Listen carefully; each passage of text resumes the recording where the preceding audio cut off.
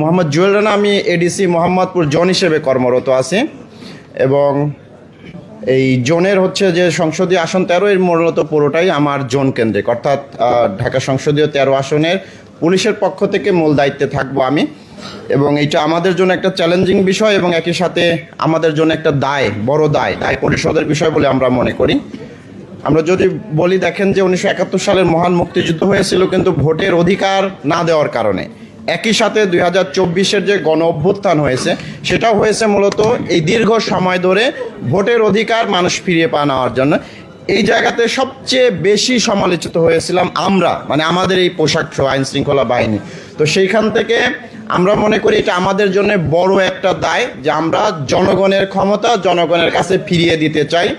এবং আপনারা যারা ব্যক্তিগতভাবে আমাকে চেনেন, আপনারা জানেন যে আমি নির্বাচনের ক্ষেত্রে ন্যূনতম কোনো কাউকে ছাড় দিয়ে চলি না। এবং ইনশাআল্লাহ ঢাকা 13 আসনে আপনাদের সামনে এইখানে দাঁড়ায় প্রতিশ্রুতি দিতে পারি, আল্লাহর নামে প্রতিশ্রুতি দিচ্ছি, 13 আসনে কোনো প্রার্থী ন্যূনতম পুলিশের পক্ষ থেকে কোনো ফেভার পাবে না, ইনশাআল্লাহ এটা পাবে না, আপনারা লিখে রাখতে পারেন।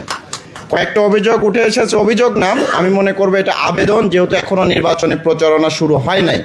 একটা হলো যে প্রার্থীদের নিরাপত্তা নিশ্চিত করা। ইতিমধ্যে আপনারা জানেন আমি যেহেতু এই সংসদীয় আসনের মূল দায়িত্বে থাকবো, পুলিশের পক্ষ থেকে একটা গ্রুপ করেছি, সকল প্রার্থীদের সেখানে আমি অ্যাড করেছি।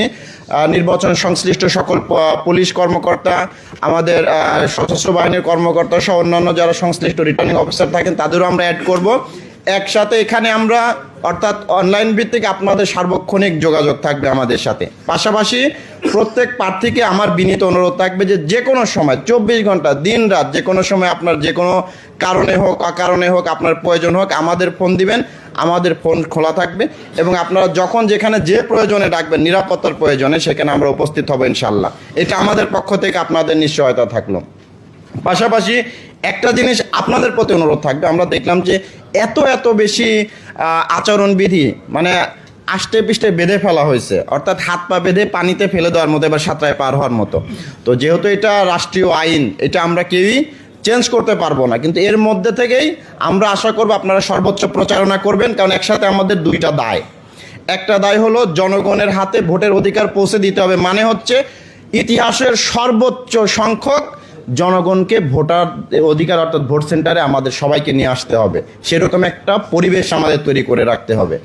এটা শুধু আমরা আইন শৃঙ্খলা বাহিনী, রিটার্নিং অফিসার, বিজ্ঞ ম্যাজিস্ট্রেটের না, সকল প্রার্থীদেরও কিন্তু এটা দায়। আমাদের সাংবাদিক ভাইদেরও এখানে কিন্তু দায় আছে যে আমরা সবাই মিলে যদি একত্রে কাজ করি এবং একজন আরেকজনের প্রতি কাদা ছড়াছড়ি না করি। কারণ আপনারা একটা জিনিস খেয়াল করেন যে এই যে জুলাই গণ অভ্যুত্থানের আপনারা যারা অংশ নিচ্ছেন সবাই কিন্তু এটার অংশ ছিলেন। তো সুতরাং জনগণকে ভোটের অধিকার ফিরিয়ে দিবেন, এটা ছিল আপনাদের মূল ম্যান্ডেট।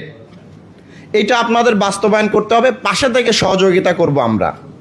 এইটা করতে গিয়ে যদি কোনো প্রার্থী বা প্রার্থীর পক্ষে কেউ আইন শৃঙ্খলা লঙ্ঘন করেন অথবা বিশৃঙ্খলার সৃষ্টি করার চেষ্টা করেন, ঢাকা 13 আসনে ইনশাল্লাহ আমরা কোনো ধরনের ছাড় দিব না। অতীতেও আমি ব্যক্তিগতভাবে দেই নাই, আমার পুলিশ সকল সদস্যদের সাথে আমরা বারবার মিটিং করেছি, কেউই দেখবেন যে আপনাদের কারো প্রতি কোনো ধরনের আলাদা পীড়িত দেখাবে না, এটা আপনি নিশ্চিত থাকেন। ইতিমধ্যে আমরা প্রত্যেক প্রার্থীদের সাথে, আমাদের যে সকল প্রার্থী আছেন তাদের সাথে আমরা বারবার ফোনে কথা বলেছি, দেখা করেছি, ইভেন আমাদের অফিস তো উন্মুক্ত করে দিয়েছে। আপনারা যারা আমাদের 13 আসনের প্রার্থী আছেন যে আপনারা আসেন, আমরাও যাচ্ছি, মানে প্রত্যেক প্রার্থীদের সাথে কিন্তু আমাদের সার্বক্ষণিক যোগাযোগ আছে। এইটা একটা জিনিস অন্তত প্রমাণ করে যে আপনাদের সবার প্রতি আমাদের আইনের চোখে সবাইকে আমরা সমানভাবে দেখতেছি। এখন যে বিষয়টা হলো, আপনাদের কাছে আমাদের অনুরোধ থাকবে, আপনারা এটা জানেন যে বাংলাদেশের সবচেয়ে বেশি সাংবাদিক বাস করে ঢাকা 13 আসনে। সুতরাং আমাদের যদি কোনো ভুল ত্রুটি হয় তাহলে কিন্তু তারাও কোনো ছাড় দিবে না। এই জিনিসটা আমরাও মাথায় রেখে নিয়ে আমরা কাজ করতেছি। আর আপনাদের প্রতি অনুরোধ থাকবে, যেমন আমরা 2-1টা ইনসিডেন্ট জানি, যেটা আপনাদের সামনে বলে দিয়ে আমরা আবারও বসবো। যেমন হচ্ছে যে আমরা দেখেছি কিছু চিহ্নিত সন্ত্রাসী ইতিমধ্যে বের হওয়ার চেষ্টা করেছে। তো প্রার্থীদের প্রতি আমাদের বিনীত অনুরোধ থাকবে, যদি আপনাদের সম্মুখ থেকে এরকম সন্ত্রাসী বা কিশোর গ্যাংদের ধরে নিয়ে আসে তাহলে কিন্তু আপনাদের মান সম্মান নষ্ট হবে।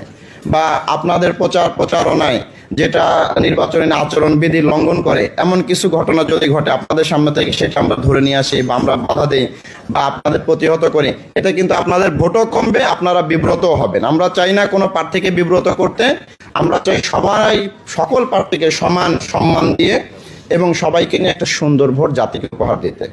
পরিশেষে আমি একটা জিনিসই বলবো যে দেখেন, আজকে এখানে হয়তো আমরা সবাই চেয়ারে বসে আছি, মনে হচ্ছে আমরা সবার চেয়ে সম্মানে বড়, কিন্তু এটা 1 মাস পরেই আপনারা যখন জনগণের বৈধ ভোটে একদম স্বতঃস্ফূর্ত অংশগ্রহণের মাধ্যমে মাননীয় সংসদ সদস্য নির্বাচিত হবেন, তখন আমরা কিন্তু আপনাদের সালাম দিব, স্যালুট দিব।